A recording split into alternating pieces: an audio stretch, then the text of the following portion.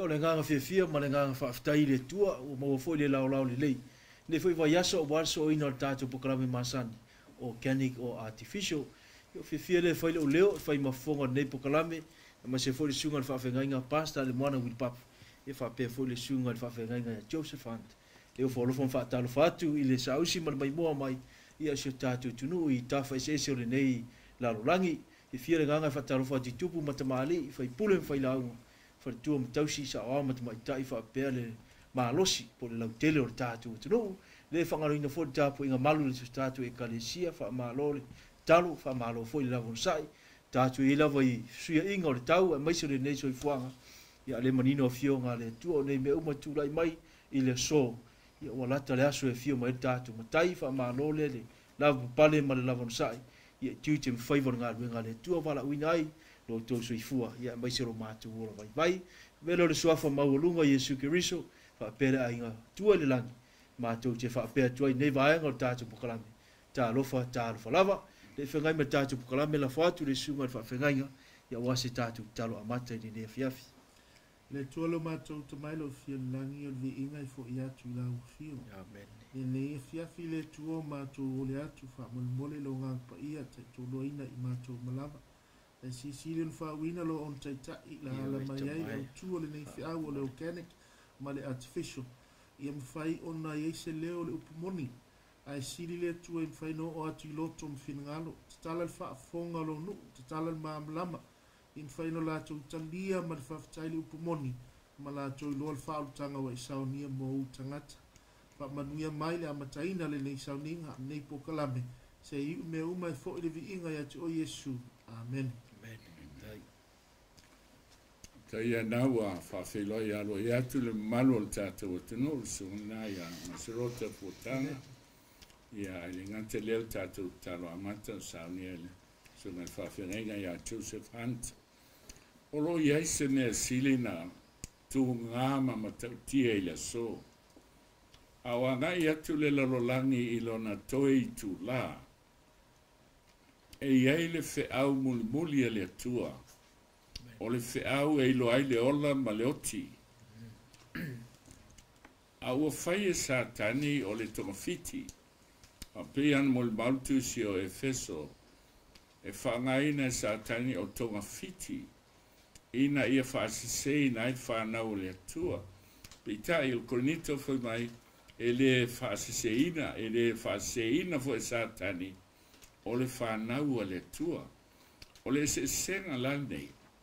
Wa lotu satani pe ana famtaleina i teimu mavae me le tusi o kronito luam tabu sutasi fa mai wa lotu satani wa fai ma angel wal malama se mea fo ile o foi ma satani lava o liu e o ia ma angel wal malama wa le natala ia tea a wa fai la na system atoa e ia ana au ona ia ana apostolo Amen. O tai ese mole fetau ia inga lea muli lava.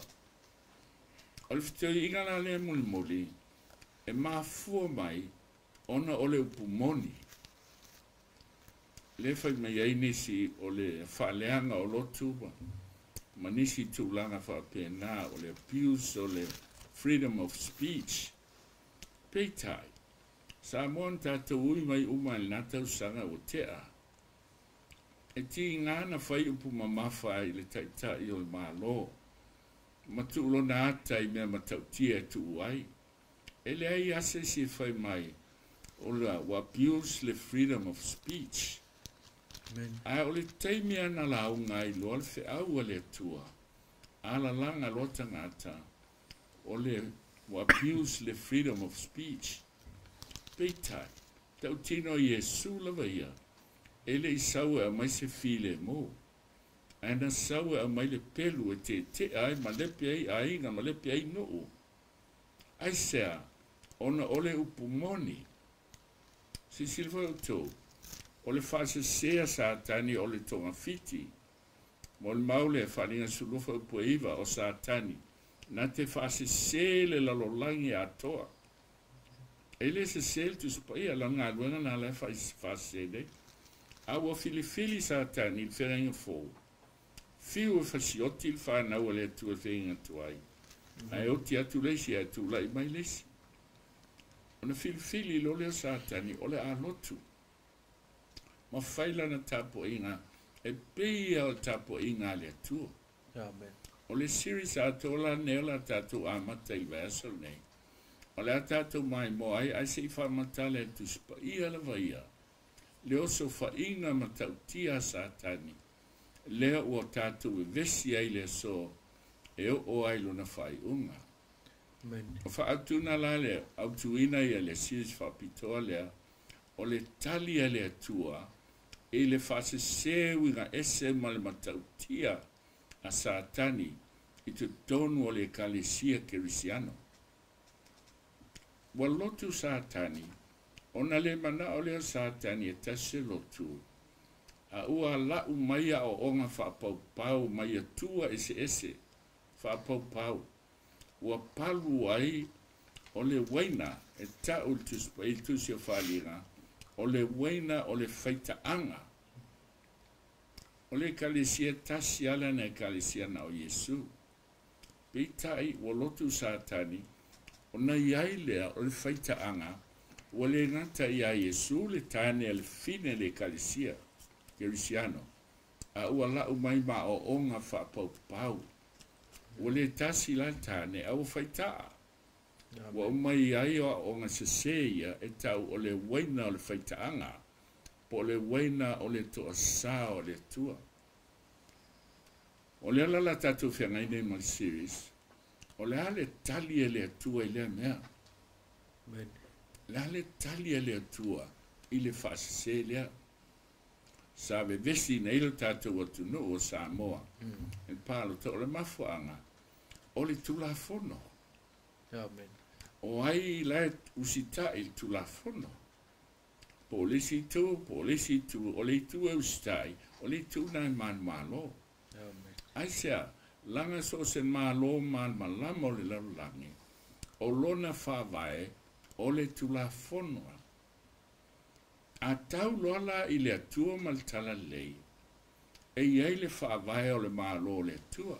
Se sile le mate I rusul whafa bisul wha. Fai mai e tala ina fuile nei tala le lei o le malo. O le tala lei o le a. O le tala le lei o le malo. E leo fai mai se tala le lei e se lotu.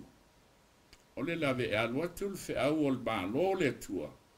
Ai manatu tangata ila na lotu. Ona I tai lea. Au tonga fiti a Satani. Ina I whai tai oe. Ona e le fia whalongo lea. I le upu o le atua po le upu moni. O lea lala tangu whai whalau telepone. Ta tia ia tātou lotu. Awhia mai Yesu, ena le lua I tu. Le tu e ola, o le tu e Yesu. O le tu e oti, o le tu e Satani. Malo le tua, malo Satani.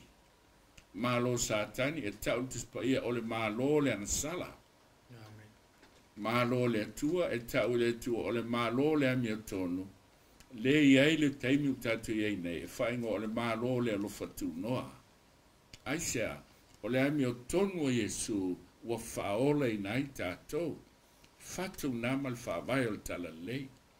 A le malo le angasala, e o ti ai tātou. Po le ale ingo rau lotu, ana le lua I tu e te iai. A ele tu mo le malo le atua, e te tu mo le malo o Satani. O le oti, ma le ola. Ma fuanga na le nei proklama. O le proklama e au mai le saida le atua ia. Ma toa ita Satani. E le mana o whalongo. Tau na sau le history o Samoa.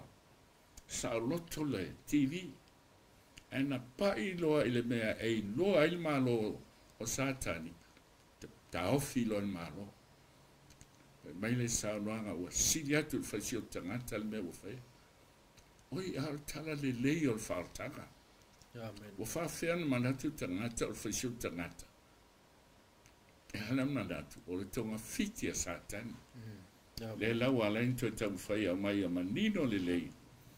Pule leo tangata ia malana filfilina. o le ola ma le oti o le mea tō tino le tangata ile se mea se mālopo o se lotu. Ai e loa le tātou e whaola ina, tātou te whalongo i le tala o le mālo o le tua. So se mālo la, o lona whawai o le tula whono. Whawhonga. E tā ua il tūsio e peru mumua lona whai whaupu e walu. Whai mai upu le tamā i le atali ina ua manu mālo i le taua ma sātani ma ua fōi atu le langi. Na whae e ai leo pāpā.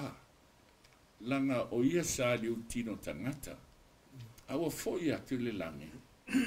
Ua fōi atu o le tangata. Mo molti lo teo lofa o poilema. Ona singelo lea, a ole e fio mai, ole anganga. Fō pane. A leo ala tu nei o le tino tangata. Ona toi whae e lea o pāpā po le mālo. I ona tau au whae e i a teia. E mai lo po lea tua, se i whai tau mai aia. Teo wha mole tātou mauna. Ua whapea mai le alo. Olo no whari le tuai e whaavavau lava lea. O le toto o lo malo, o le toto o le ametonu lea. Ia, sisila la. O le toto o lo malo. Wafi o tu nei Yesu o le tangata. Men. Ona filifili lo le tua. O Yesu o le ananga le na liutina tangata. E te tau o na whae e pe i a te ia. O le tofi po o le tūlanga, o le atua langa, o ia o le atua mai le amtanga. Ja, men. Whauta i lo na whali i le atu ai. O le tamale o whetalai i le alo. O le to o lo malo, o le to o le ami o tonu lea. Ai vaila i salamo se lau subia se lau whalua. Mai o lau ami o tonu e whaavavau. Pei ano whali e whaavavau. O le ami o tonu po le to o le malo e whaavavau. Men. Ano whai mai le alvanga muli o se lau salamo le se lau suri se lau whalua. O le mea moni fo i lau tu la fono. Men. O lona wika. O le malo Yesu po le malo le atua. Le malo le ta o le malo le loftu noa. E whaavai le tu la fono le atua. Amen. Na tu siei a ao le atua la vaia. Whaafonga il mon baua le fionga le atua e uina le tu la fono na ile nei afi. Si, tātou whai tau mōma mai ia le mauleile. Salamo se lau suiva. Salamo se lau suiva, se lau whālua lea sa whai tau ina. Ia, salamo se lau suiva, se lau whālua. O lau a mio tonu. O le a mio tonu e whaavavau. O le mea moni fo i lau tu la fono. Ia, sisila la. O le mea moni fo i lau tu la fono. E tolu a me tau tuspa ia o le mea moni. Amen. Ioane se la su fafa upo ono. O au nei le ala upu moni. O ai Yesu le pumoni. Amen. Ioane sulfito. O laua fionga o le upu moni lea. Le alme fe mailtu spaia. O lona tolu le fai tauina. Salamo se lau subiva se lau falua. O le mea moni fo i lau tu la fono. Amen. Ile aso la e fio mai a Yesu. I sei e lusu luona fa upelua, fa fonga ile maulele i sei. Ele la wina ni ngon tatou lotu. Au tau lotu lea o wasaola au tu le ai. A fa fonga famtalanga le tua. I sei e lusu luona fa upelua. Ai mai a fio mai Yesu ona saule la langa. O le ale langa da. Ina to mai. Ina tō mai e o tō pui le ai. O le ai. Le Jerusalem a fō. Se iulu whale atu le no. A mi o tonu. Amen. E leo whai mai o le no e lotu le ai. Amen. O le no a mi o tonu. Langa o le tō o le mālo le atua. Na lo Yesu Kiriso. O le a mi o tonu e whaavavau. Amen. Nea alaini whai malitu se o salamo. O le mea moni fo i lau tu la fono. O le ami o tonu o le atua, e whaalia i lana tu la fono. Amen. E whaavavau. Whaavai o lona mālo. Lea sa lai fia mai a Yesu. O i lātou uma e whaaleina. O i lātou na tau ame o tunuina i le toto na masaa i Kalvario. Pau alea. O i lātou na, whai mai o e tau sia le mea moni. Lea le mea moni. O le mea whai a Yesu le pumoni. O le whai mai el tu spa ia le pumoni. O le mea whai mai el tu la fono le tua le pumoni. Whaaleina i le ame o tonu a Yesu. A o tangata e o sitai i le upumoni. Te whaafonga le mon maua le fionga le tua. I le tāua o le upumoni le etali ai. Ma le tula fono le tua. Whaafonga le mon mau le apostolo Ioane. Ioane mo muam ta po wha a lona whai upo e lua. Mai le mon maua Ioane la valia. Mo mole Ioane fa a lona whai upo e lua whai mai o lea. Mo Ioane lua na whai upo e wha. O se wha pēr lo o ia ai le tausi e ia i ana polo inga. O le pepelo lava lea e leo i tutonu ia te ia le upumoni. Mo mole Ioane lua whai upo e wha o se wha pēr o loi Yesu. Amen. Ai le tausi i ana polo inga. O le pepelo lava lea. E ita la satani il polo inga se fulu. Po le tula fono le tua. Sisila. O le tula fono tu si papa maa. E se fulu polo inga i ai. Ai tasi al tula fono i papa maa ai lua. O le tula fono. O se la fa pia mai. O Yesu. Ai le te si fai mai le fionga le tua. O le pepelo. P-E, la o. Pepelo. Amen. Po se fai fe au. Po le tangata au lotu. Pe le fai mai e Yesu. Ai le ustai polo inga se folua le tua. Po le tula fono le tua. O le upo le tu spaia e pepelo. Amen. Ia, si te fa fonga. E se tasi mau a.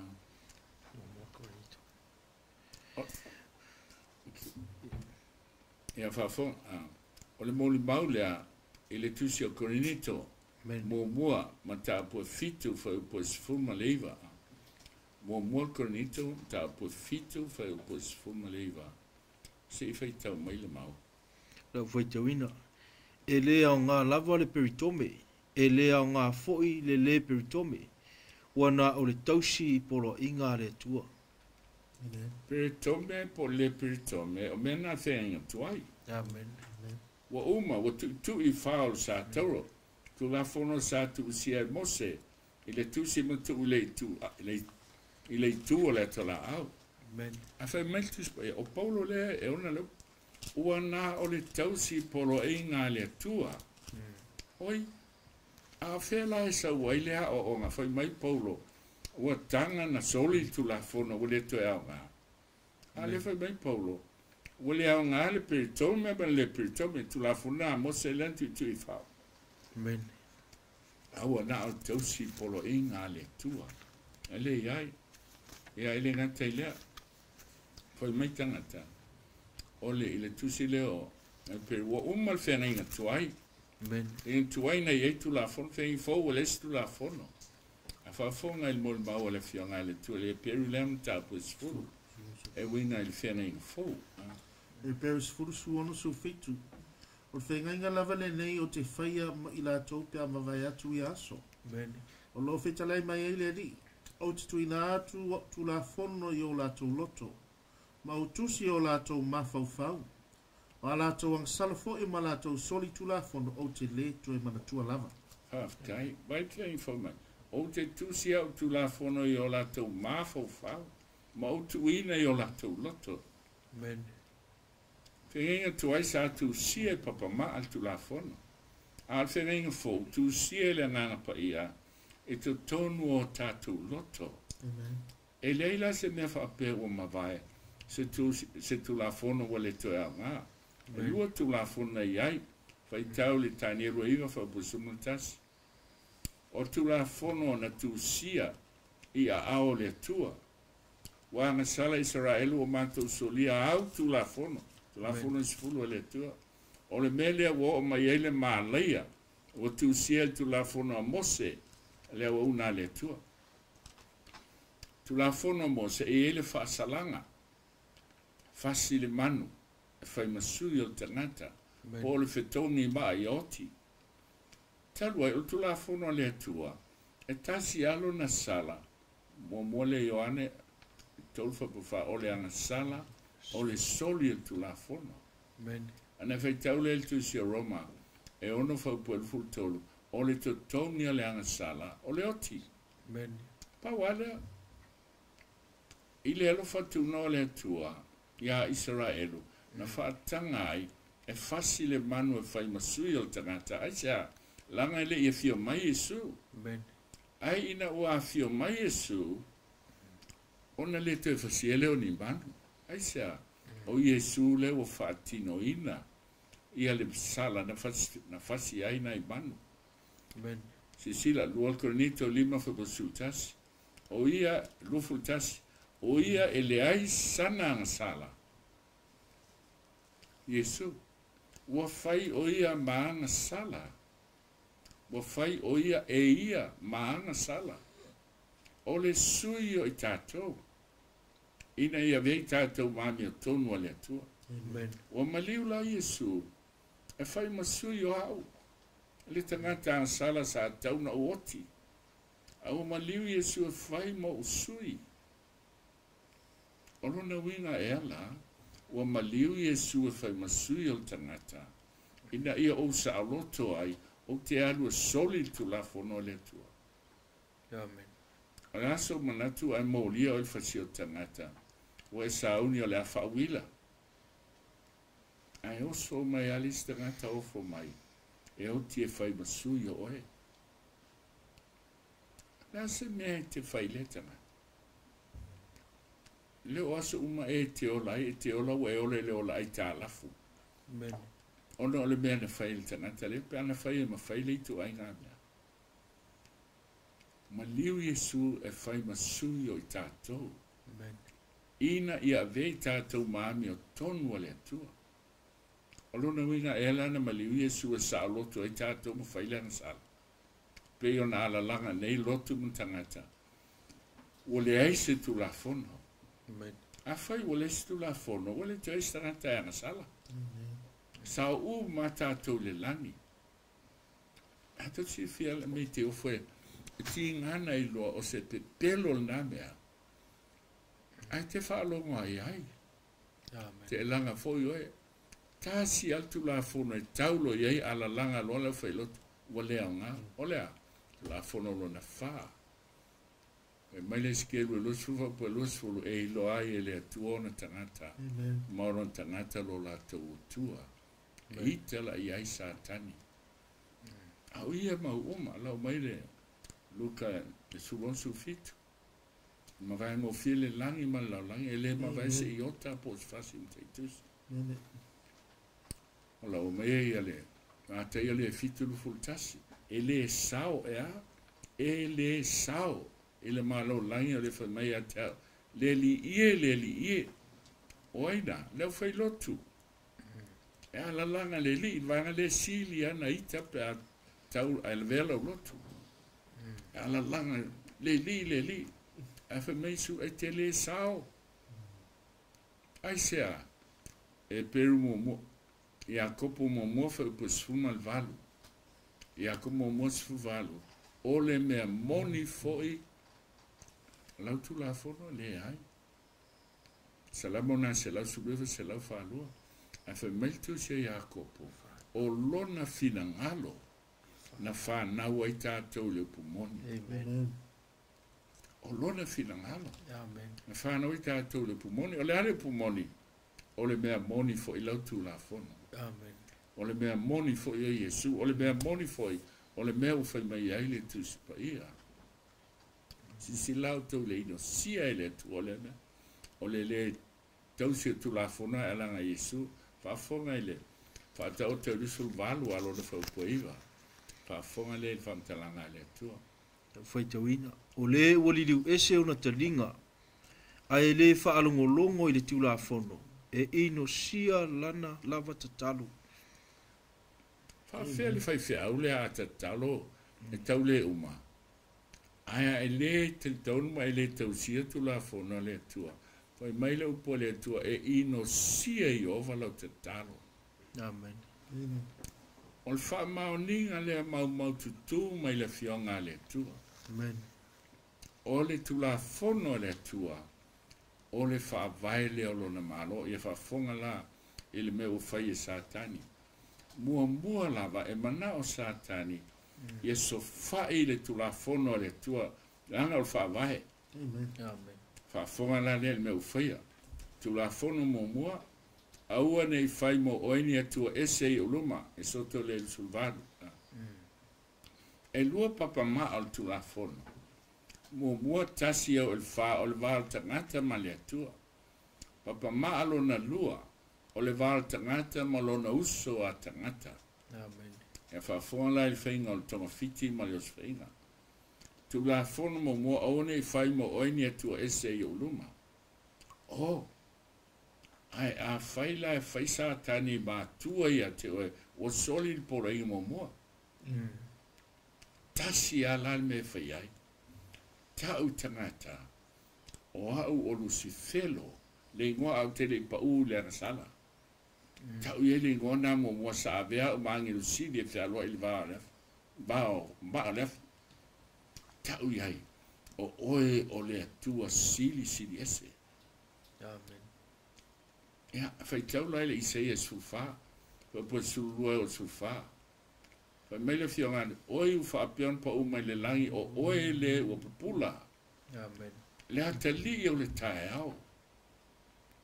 Ua teia oe i lalo le ele, o oe sa fa ato i laloina nu ese. Ai fai tau tus pa e Britania, o lai ta uele ngā Lucifelo. Oi u whapeona pa o mai le langi Lucifelo o oe le o pupula le atali o le tae au. Wa teia o i lalo le ele. A wa suiltis pa i Samoa. Amen. Wa ave ese le ingoa Lucifelo. Ai se a ale to whaafonga le si po o vivi i atu Lucifelo i le Vaticana. Amen. Lala wa le se Lucifelo le tus pa ia. Ai lo o mai Samoa o Lucifelo le ingoa satani ai le pa o. Lespa faina e lusilotu. Awa te sapia e lau tuspa ia. Amen. Ai te maua tuspa ia wha Britania. Le ingo o Lucifelo. O oe foi sa e wha pei foi lo loto. O te alua i le langi o te si tia i lunga lo no whalei. Ia sili fetua le atua angelo langi. O te no foi le maunga wha putonga le tu mātu. Le me ele no whalei o le sisiesa. O te alua i lunga o mea maua lunga i lunga e au. Mate tutusa male sili ese. Amen. Ai whalonga lai le pese lena usu vivi e Lucifelo le Vaticana. E ta o Lucifelo Yesu o lona atali o Yesu. Amen. Ai sea, ele o Yesu lena na suia. Le ai. O ina na suia. Ale sa whatonga li po lena la toi foi lunga le prokalama nei. O le pope o le Jesus Christ in person. So, o satani la, o Lucifelo, a o lana patele, o ia le na, o le sui o Yesu. Amen. Ma tau mai la le ata mai winga se. Pai mai Lucifelo, le ala unofo ne Yesu i le atua, e le sui le ingoa. Ai sui le atua. Ua leo le tua le tātāpua i ai whae ngō sisile se. A o Lucifelo leo o tātou tāpua i ai. Ona le solia le alpolo inga lea, a one i whae mo oini atua ese e uluma. Wai tele ma watua o le la le maasina ma mea na whaitanga. Tupua ua lau mai. Ia, au wala whaia nā mea, a i fotasi mai a teau. O au le silsili ese. Lucifelo lea. Le la o sui le atua. Tātou te au auna i ai. Altus pa ia tasi o ingoa lava e tasi. Nā tātou leo mea lona lua e tauna sui. Langa le whaavai al maalole o le atua le tauna suia a sui sa tani. I le whaavai fau. Whai mai le tula fono lona lua. A wete whai mo oise tupo o tās whaataslawa se mea le langi lunga. Po le whanua i lala po le Samuel whanua. Aua e te ifo i ai. Melissa ngantai te whawhia lato watai e whaaliso o Yesu mai. O le ate e whaamatala i se mea. Ai le ifo ia i se ata. Amen. Ai whailosi tupua po o se mea wa aia po lea. I o lawa i alus whelo.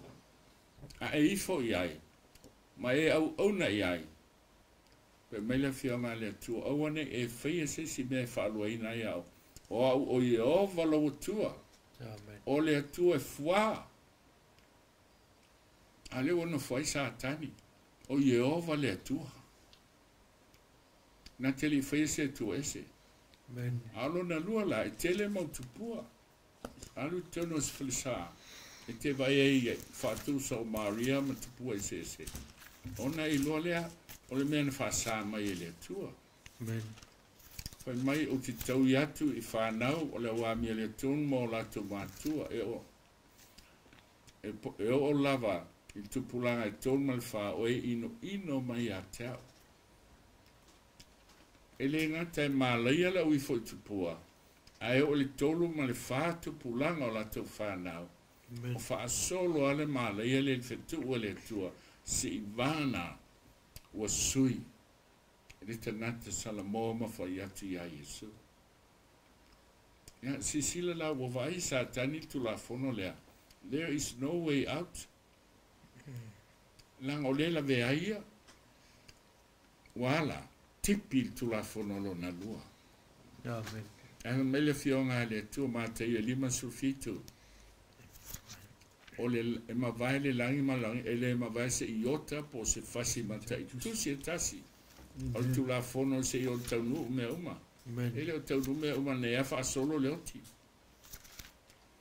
Wa o Yehova lo tu o le tu fua. Le tau yatu. Le mi le tau no la tu ma tu o puranga tau mal fa. O e ino mai a tau. Amen. Au te lo fa le afa tu pulanga o e lo fa mai a tau. Tau si mai a pole. Ave ese a to al polo inga lo na lua. Langa i le fitoi mal tu la fono lona malo. E se le wha mawalunga wo i ai tangata. Si sila i tu la fono e tolu. Au e tau fua suafo i ovala o le atua. O wai le wha asauina i ova le tau fua i lona so. Ala sa tani leo whai mai nei o ia o i ova. E leila se me pole i fua le tu la fono le tolu.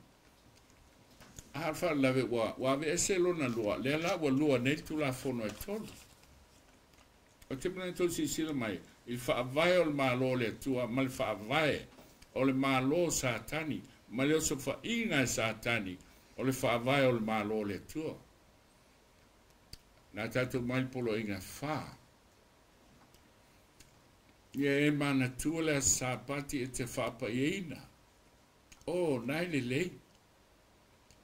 Au numero tolu ai la tu la fono. Ai vai il catisimo a onga le calisi cattolico ne manama lea. Wo sui. Ie manatua le sapati e te fa pa ia ina. Nai le lei. Fa pa ia le sapati. Ai sui le aso. Anga fai maltus pa ia o aso e ono e te nalue ai no feo. A o le aso fitu.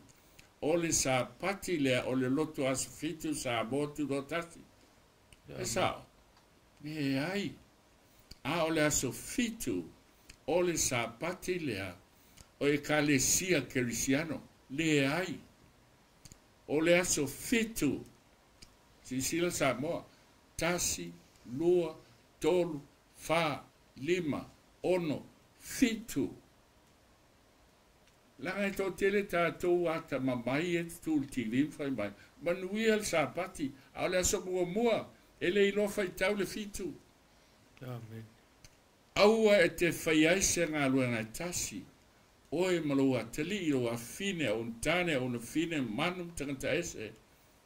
E o ai me ola. Mai le tua malolo. Ai se ale tua. A wana whaia i ova. Le langi male lalo langi. A toa man sami me umalavo iai. Na whaia na malo lo ailea o ia ila so. Fitu. Mana tua ke nese momoa. Fitu aso na whaia il paneta. So ufsili ati ate oe. Fesa waila vai aso. Tolu se lavo na lima mal kuata aso e ta milo ila langi le la. Tolu suru aso e ta milo il masi. Ile la langi ma wai tai sua mal tai pe. Au fesa waila vai aso. Na sawa mai le amatanga. Mai le fofoanga. E te fiu e su e solo. Tasi, lua, tolu, fa, lima, ono va mai le tua. O le aso fito o le vai aso. Sa pati, mai ai fofoanga e o mai le so. E fofongia le ao le tu.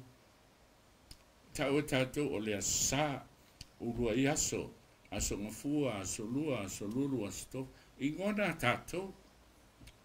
Altus pa ia. Na le fitua. Tasi, lua, tolu, fa, lima, on. Fitu. Le tau sa mo le asto nai. O le sa pati le na. Ia Yehova. Le sa pati o se lotu po sa pati o stangata. Willi, na fai lal sa pati. Mo Yesu la vaia. Ea. E se me fale tono lo fai ai. Se tu loa. O le toi ata. Fai mai o le ai Yesu matai e lufa. Mareko e lufa po le sufitu. Na fai al sa pati. Mo le tangata. Amen. Ele mana mi le tua se malo longa ele vai le tua. Ana fai le tua le sapati mo le tangata e ngoi a tamu ma eva. Fa pe ano o mai le sole ala vai fa solo tangata. Le foi fa solo ala vai aso le tua. Fitu aso. Aso ono, aso fitu. Ia fa fiela sa bola o lua aso sapati. Samoa e tasi al sapati o le sofitu. Amen. O le si aso lawo fai ngol sapati. O le aso mua pe tau tus paia o le ulua i aso. Le ana toi tu a Yesu. Fa fela tatu i aso fitu lau tau sila sa. Tau tino o le sofitu lea. E te tel tonu lea mea. Amen. A fai tel tonu e fa foma. O le aso mua o le vai asa. Lai tau mai li evangelia. Ma te o Mareko Luka. Na toi tu a Yesu. Amen. Aso mua le vai aso. A fai la o le aso fitu le sa. O le nuinga la. Na toi tu Yesu le aso mafua. E na o le aso fitu sa moa la. E toi tu la tu Yesu le aso mafua. Tau te le mana lama mai ea i le tonga fiti. Amen. Samoa o lo mutu ma le afi. Ai o te tau tala i tuspa ea. E iai le aso e te tua i lumo al whamsinonga le tua ma e tali. Amen. E te whapeane lea ta alofa is fai fe au len fai mai a wita na rofi e tanga tu e titina lo no. A le upua le tua malona alofa. Polo inga fatu sia i a ao le tua. A tu sia lai ao le tua. Oi mau. E so loi ai tu sia i lau asa moa. Amen. E le tali se lotu mo oi sa moa. E tali a oi mo oi ma le upua le tua. Lea lau sui el pope. Tu la fono lo na tolu. E mana tua lea sa pati et whapa ena. E whafonga. Fai lole i on tangata. O tangata usitai, tau silo o sapati, aso mua. Tau te ilon mafuang, sia. Sylvester, Council Nicaea, tau lulua 5. O ane toi whaingoina o le aso pa ia o le atua le la, the Venerable Day of the Sun. Whaingoa o le aso le li. Amen. E sawa e alo tu i Samo, o le aso le li. aso le li. Whaalonga le tio, sau tiri, le aso le li. Tūlai mai Lord Benedict Sfuluono, wai loa e Satani, o le o el teimi, o le a forsa ele isi o sapati. Sifi lo le ingoa. Mai Benedict 16, au ane tue whaingoa se aso le li ila sumomo, whaingoa o le aso sapati. Amen. Albi te o whaina na saua e whaalongo loa i tangata Satani e wala. Ia manuia al sapati. Sapati o Satani. Amen. Ele sapati o le tua, o le aso fitu o le vai aso. O le sapati na ia Iehova lo tua. Amen. Sa moa mafa tua upu. Se o le nau o lo loto ie ola malo wainga. Amen. Ele se loto e o laisesi a ia ola o ele upu o le tua. Amen. Na maliwa Yesu ele mawhaina sui al tu la fono o le tua. Amen. Maliu lo nalo e whai masui o e mahao. Pe ata taliaina la na upu. Na saule il tu la fono e lima. Papa maa lea lo na lua. Ele waa al tangata ma lo na uso a tangata. Amen. Mai lo sa ten walei. O le me siria. E te kia le wha lea mo mua. O le wha mo mua e loa ai. O lato o tua fau o au. Ha o le ono le waa al tangata e tangata. Lango o mai lotu. Ia au aina i loa i tangata o le tonga fiti le mele na whai atu i a lato. Ia e awa i lau ta mama lau tina, ia lotu u malai a o ala whanau. Awa i lau ta mama lau tina. Ai tu mai le malo ia pule le malo ia o al malo lalaki. Amen. Ni usila ia wa saufa malo si child abuse. Wale i loa i matua pe whawhena o ai lato whanau. O isi mātua o ta wata mai ti sa moe o i mai ei a mio. Amen. Ai, e saporu mai lotu le ina, le iwa le sifuru. Pau alme o sui whai numera. Tu la fono e lima le tua o nei tu la fono lona wha. Ono au e whaisi o tangata, nai le lei, a o le lima na, o le fitu, au e te muli lua, o le lei a lona ono na, o wa ave esel tu la fono. Lona lua le ifo tupua. Valu, au ai te ngaoi, nai le lei, a lona fitu na.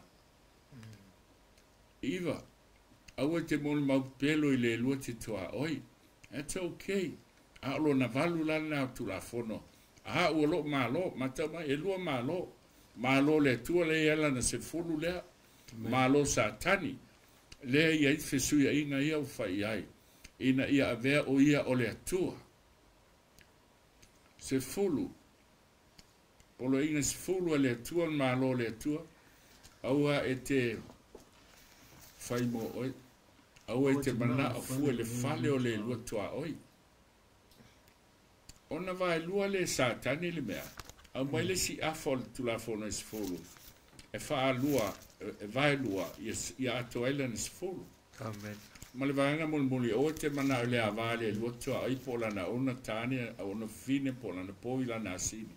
Po stasi mea lo, au mai mea na fa se fulu ai. Amen. Lua latu la fono ia wai ai. E lua sapati, e fa ingo uma al sapati. O le tasi o le atua soifua le atua fofo tato. O lana failonga o le aso fitu o le sapati. Ma le atua o Satani polus felo o lana whailonga o le sapati aso moa. E le i aita tono o tispaia. So whail tu la fono, fesu iai atua. Ia whafonga la i le melo na lua o whai. Vana moa lea. Ia le la anto e vamtalai. Si le fo i tu la fono lea, awai whai mo oe. Awa si i atu ia, e tu tusa ma le sili ese. O le vanga, o tu la fono tasi is full, fa vai o ma lo le tua. Le ala wa sui foi tu la fono e Satani e mana fsia ina. O le fa vai o lona ma lo. A le lua ma lo. Fia mai e sue lua foi tu te iai o le ola ma le oti. Ana leilena e malama le il matau tia o le fa se le o fai. Na ye ola malau whanau. O le mea lalo na lua, wa sui tara. O le a, wa sui le tara. E eise wa tali e ngofo ilo ngoa a wili papu. O te whae ngola o ia e tiunia. An whalave o rona pepa whanau. O wili papu foi. Ma te oe vail fo mai e tasi. A roa te lai fo mai, e whi mai fo mai. O ilo ngoa. A te o wili papu. A vai tu ia. E lua wili papu. Ma mai la, tau mai lo wa so whanau. Aisa, e vai mai lesi wili papu, e valu tasi tau sanga. A lesi wili papu, e na le fast full mon tup tau sanga. Nei loa loa lea, e leo, e le sisel tangata lea, tapa mai loa lea sfanau. Ia, mai lao le fisuia ingol tara satani. O le ingola lau sui, i ova lo utua, o le sili ese. O le alo was whanau, a solufu limo te sema. Kirisi masi. Ewa, muli ei ma alanga lau langi. Whanau mai e sulu misia. Kirisi masi. A vefo uto. Alu su ele winga le upu. Christmas. Christ Mass. O le misi sa kiriso. O le misi sa. O le winga le misi sa. O le dismissal. O le oti. Merry Christmas. Wa e fia. Wa oti Yesu. Po maliu Yesu lo o langa. Amen. O le winga le Christmas. Merry Christmas. Au tanga te kerisiano o whaife au. Wa o fia. O maliu keriso i ata. Au o pule satani lo ola. Amen. Tatara. E lo ai o ele tua le te au ona iai. O le silamea. O mea siso tolu a mea ta ua i soifuanga o Yesu. O le aso na whanau mai ai, na iai a ngelu mai le langi. Whawhilo ia ma whawhiaoro na fio mai. Na o mai ai mea lofa i tolu le o maa koi. O le mea lofa, o le muro, e pui ai le manongi o le tangata pe a oti. O le mea lofa o le auro, o le mea lofa o le tupu. Ma le mea lofa o le pulu li pano. E whai ai a mai o tamaiti. Nei loa la mahakoi, o le tupu lea u whanau mai. Amen. E maliu. Nau mai leo tangata e sa e whaani fitu mai le langi. Peitai. O manao nei, e le tu siel tu spa ia aso ia. Ai manao te fia i loa le aso whanau. E te baua le history. E te baua ai le aso no mai ai Maria la fonga. E le teime o Kaisara. Au kuso. O lo iai lai le kalena. O le teimi tonu ana. Nau mai ai. O whamai o lo na ono masina. O lo ono masina i le kalena wha Roma. Kalema kuresa le na sau le wha ono tila mo. Ai whai taula e o ioni. A whai la lo no masina. O lo na winga. E amata mai a iulai. Masimo. Iulai, Aukuso, Setema, Oktoba, Novema, Tesema, Januari, Februari, Mati. Waiva masina o pepe. O se teimila o matina soifua mai a Yesu. Peitai, a erul ka lena a Iuteia. O le masina mua o apelila. O le apelila o nalfuali banti apelila o me o Iuni, Iulai, Aukuso, Setema, Oktoba, Novema, Desema. Vai e tu satani, e tai whetau i atai mia. Amen. Whai tau loa aso maliu. Mane aso tu Yesu, e so soa, whai tau mai e loa ina. Se i tau le teimi o le kilisimasi. O le ale kilisimasi. O le aswhanau tonu alena o tā musa. E atali o ne marota le atu o le la.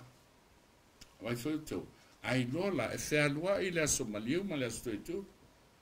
A ato le masina i a mati. o le aso sa e so ai u fai maso maliu maso e tu so ai a fai e a tol masina ia pelila o le aso sa e so ai e fai ai a tau lala so maliu ma le aso e tu e fea luai mati a pelila e whaalangolango i le a tol le masina e whapena se aso tautu ma se aso maliu le ai ai o le aso le whamanatu o le Easter o le aso whanau tonu ale na o le tua ingoi a stati le tua o le masina o lana tane o ni marota le anu whai mai ina na wot a o ti alu e nofolo na ngana i le la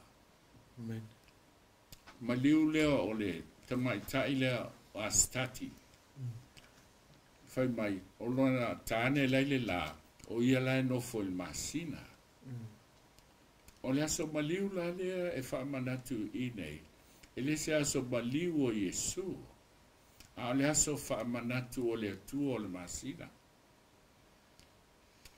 so o tuai ma le aso to e tu o Yesu aso whareile whaingoa le aso maliu aso sa o le aso le to e tu ina ia palengi mei e lua e whetau iwa mama le aso whanau Krisimasi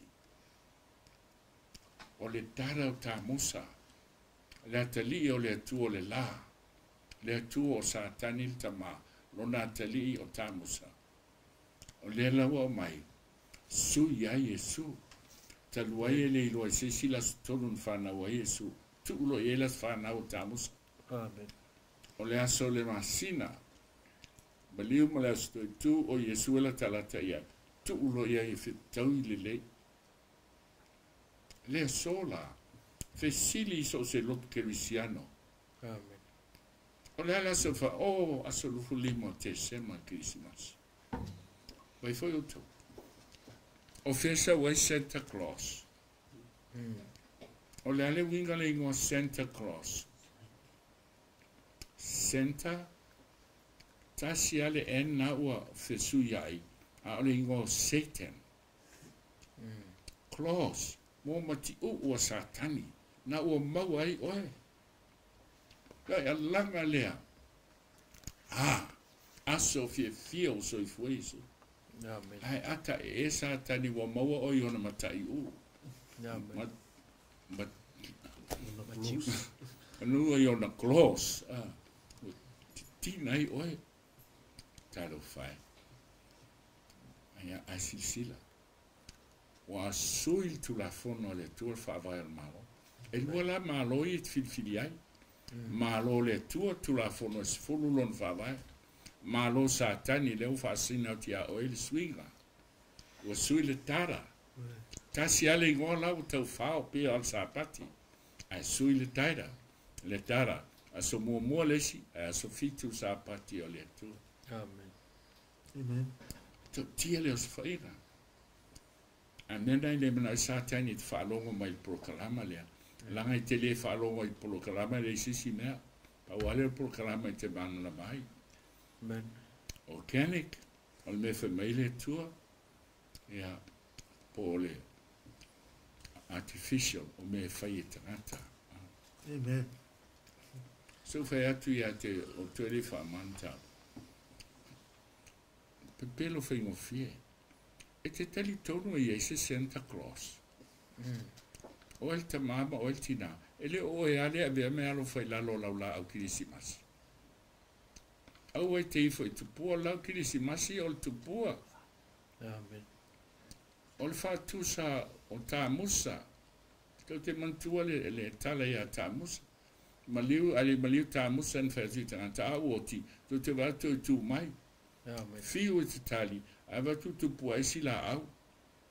O atu loia ana pa tele fai ai. O, tā musa la leu tu mai.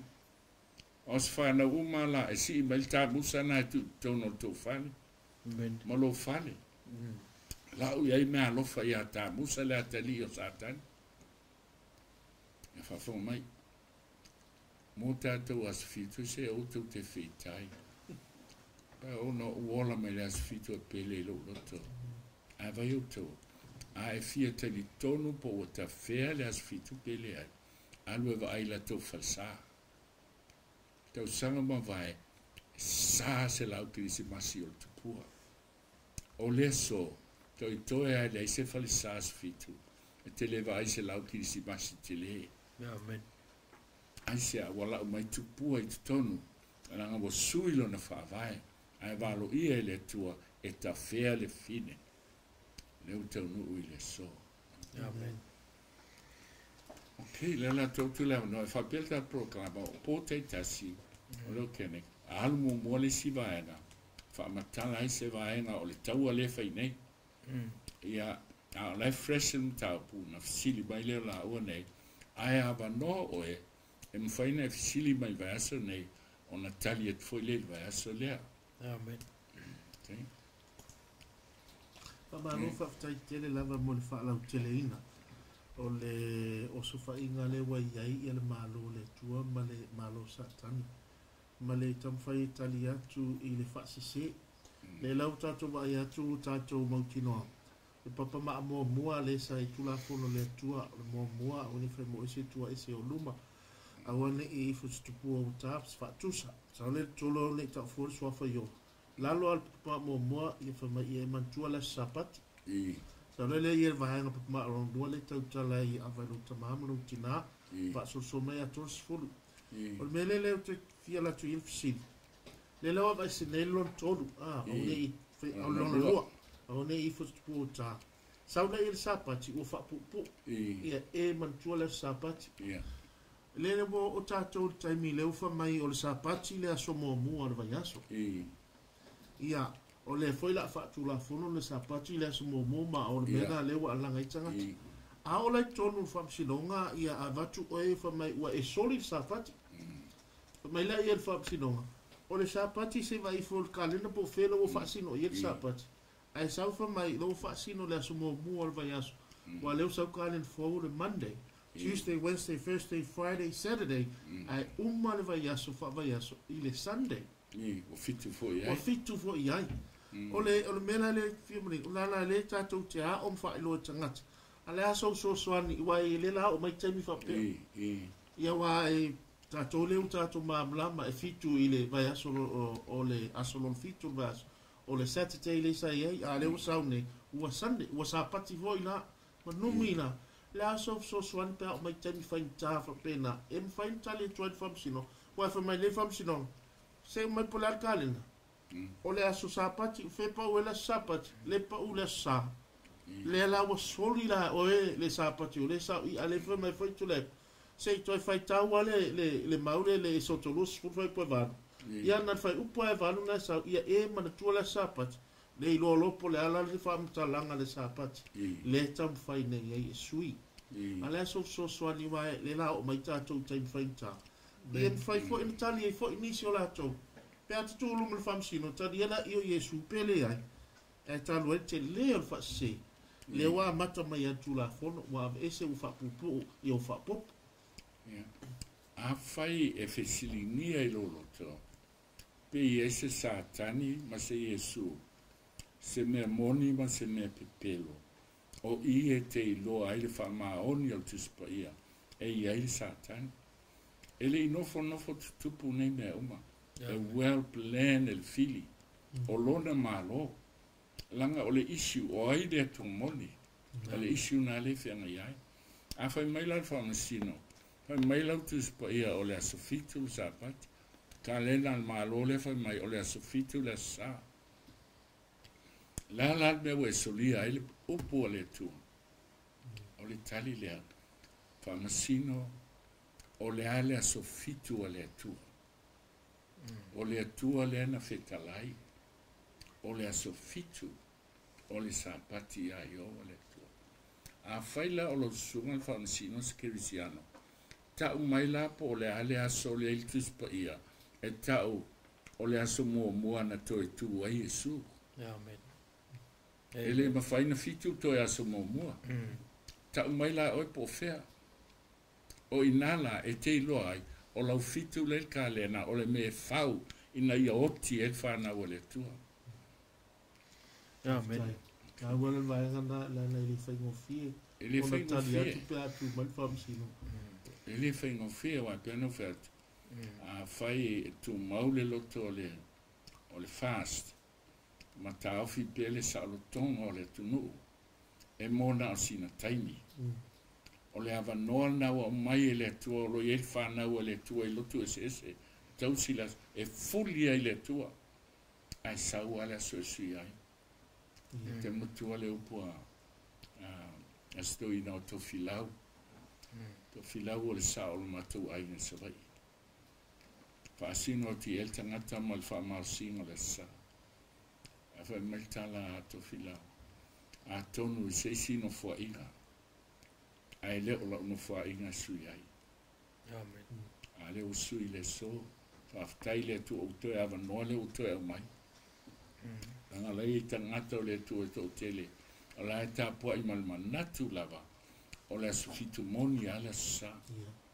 ma fo ana o mai fo le tu nei proclama e vea mala vea i ona tangata po le ale lotu ele o lotu te o lai a o le te ustai le pumoni o Yesu ma rofa ftai le sunga le tai foi a mai sele tato pukalame le ne fiafi e taua ia tau le autu o le nei serious a pe ona e manatu e fasolo ia tato pukalame ne vas o le fasi se winga ese a satani i le kalesia ke visiano o al mele o foi pe o le tau o le mele o le winga ese o lai loa tangata ai le mo faina na usta iai o la ufsiri da lo sugar va fera e tau so soni fu se tatu tu ile tau o le malo le pena e sau no wa le tatu amata le malo le tu o luna to o le amio ton le to le malo le tu a sau malo satania o me le tonu po me le sa o le mela le te fsi de wai claim for e tatu ia ke risian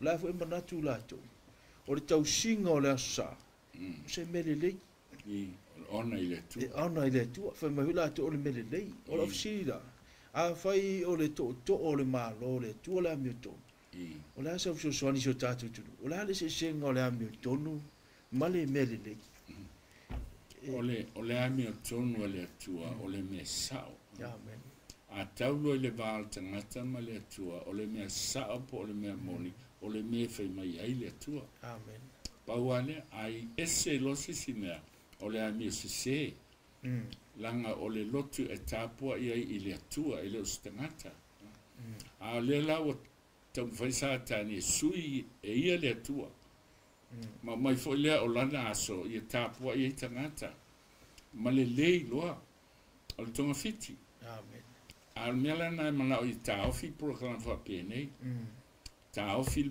fe aule na lu TV langa amal malama lo tangata o le tua le si lotura e le fefe la to o stai le tua amen e le fefe la to o tu mo le tua e o fin taimi te vai e fai fe au tau si o sa fia tau sa o nga i umai malua amen al taimi ana malama e le fefe tu mo le tua malu ese mai pa mai vala o le tu el falinga su valu lo nu ue ke tale papelonia le yelo nu le te fe ai yo to o ese ya te ia a ele alu ese e te oti ai malala sau ma fo ana anda sa sao al fe au le vatu after tele lo sunga fe nga wa pe o ngona la tele na je tatu ya sa me ning tatu o la so nei sa pati ya le me le fu la tu te fai ya ta wala ese de me am to ese me le ya simul muli la lo sunga ya fa fe nga o le ala se awala awa o le tatu bukala mi o fa se winga ese o si la se awala e fiso soani so tatu tu no matanga te kisiano e sao mai ai to mafiti e aru ese mai sa pati sere aru ese mai ai yaso kisimasi la se awala male fala si e ele me alofa winga ese na mai ele tu ai tanga taola amen ma lo ta u ole na me alofa na soli lo tangata tau noti aina fili Yesu e maliwe fai maon sui o le ale me alofa o le salotonga e fili ai ma fo anga le alena ta ual proclama nei matatfei ia mal malama tatu tangata Amen. I le upu moni ma le upu tau whase. Ina ia fili ai. Po ai e au ona i ai. Amen. Wai fo il teimi o Elia. Wa fuli uma Israelu. Pe fiafe pe miliona Israelu nei. Fuli uma tau sila sa tapo ia paala. Amen. Na al fitu afe ana i tangata. Ele i to tulis tulivai a paala. Amen. Fai mai lole luinga na mai Elia. Fili o Israelu lesa nei. Amen. Po ai e te au ona i ele filigan sa loto. Amen. Po paala po o le tua. On fai mai leo Elia. O le malaki le whakapolima. E to e sau Elia a o le io la stele mal to sa iova. Amen. Elia na leo sau le so. E leo tātou ni Elia a o fe au. Amen. Fe au o le filiga. Alo i le ola ma le oti. Le ave. O le maa losi o sa tani malo nei ta. E tau fai ti tina por kalama nei. Amen. I tina fe au nei. Ai o lo i le ao le tua. O lo whaalongo i ele na whanau ma tūla i mo le tua. E ti ngana lockdown ni sila. Amen. Ai tu ti tia whalua ina le mampisi pota. Nano mai am baptisa. Amen. Ai sea. O le alofo le tua ma le whaau o lo matala pia. Amen. Tai le tua o lo tūla i mai. A mai le tua lewa no e sui e paki Samoa. Amen. Ina ia maua sina toi avanoa. E fili ai le atunu mal sa loto. Ina ua man malama. Amen. E le wha malo sia e le atua sesi. O taua i al maule tu si o Petero. Si whai tau mai le lua le Petero. O le matapu mua.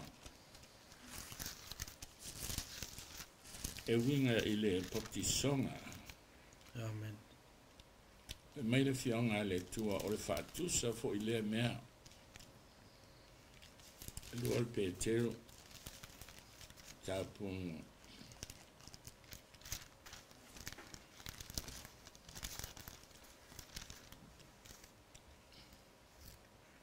ole matapu e o Petero matapu e olo tamoel partisong al fatu sale me ole tali le loto fuati e fo Amen. o Petero o pue mo Petero matapu tolu fo tasi mo Petero tolu fo tasi si feita macho O le whatusa fo i le mea o le papsonga. O loo whaola mai ai nei a i tātou. E le o le whaate e seine o le ele o le tino. A le tali a le loto fua te ifo le lei i le tua. I le toi tu mai o Jesu Keriso. Amen. po lufu lua O ia lo i le tu tam tau. O le tua.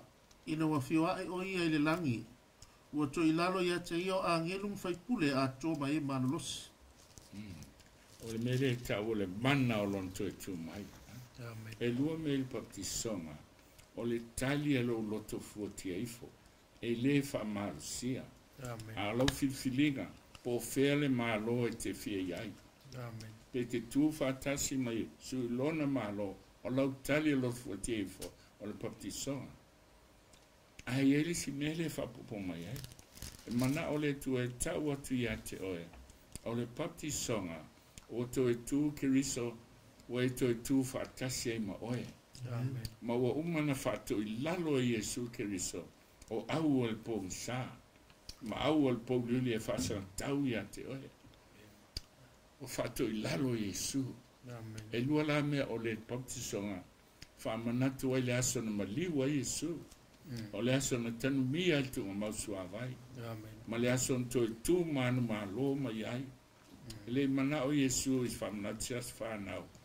Pe o la sulufu limo te sema. E o nā ai. A whioti ai tangata. Na dira. A le aso na soifu ai Keriso i loo langa. Le aso na e tali ai i le tua. I le tali e loto fuoti ai fo. Ma mawhaina e toi tu lai mai ai. A vea o le tangata fau. man malo o le sfa na una la mana o ile tua Amen. ai lo se sfa na o te ona ai ma fasi ai la wa Amen. Fa fta tere la sugal va fenga nga o le ta u vo na le siri ia fa la tere pe ma so soni isi o ta tu tu no va pe ona ia ile fa se winga is ia sa tanio se da cristiano le te le fa malo mal fa te tele la o tele bana umi tele il tanto ricorrente am fai stay down there tu la mana mino te pa over ina ia maua le ava noi tangata uma lava e whalongo ai. Amen. Ia masauni ai la tau mo la tu ai nga mole. Fio mai pia no wheta pia. E le se lotu o le asau. O Yesu o le a fio mai. Amen. O na mai le tua le whi au muli muli lava. E whai ma moli mau no uma. O no o mai lo leo na taanga. Tio se i sau ni statu. Taluka. Paftaile tua ile de fiafi. Wa yele tali e fa manino ai lo nu e tu sal fa se nga ese satani o fa por ni ai lo ngona mamanatu le tele lo fa na lo fi mo le ola ai ole le tu fa mole nga luele nga lo fio i fa no oifo i lo tom fi ngano la to te lo sa i di lo fio ma la to fi lo upumoni i ma fa ye on nga luele nga lo fio ma ia la tau talia le wha moe ua la tau wha longo i le nea fiafi. Si tialo onu teita i sa ala mai ai le wha au whaani, mai se le sunga le wao, mai se le lau tele lo nuu pele Samoa, ia iai au wha mianga. Wha atu e sen wha ma lalo atu se mātou se i le suaf pele Yesu o mātou wole wha maulalo tuai nei. Amen.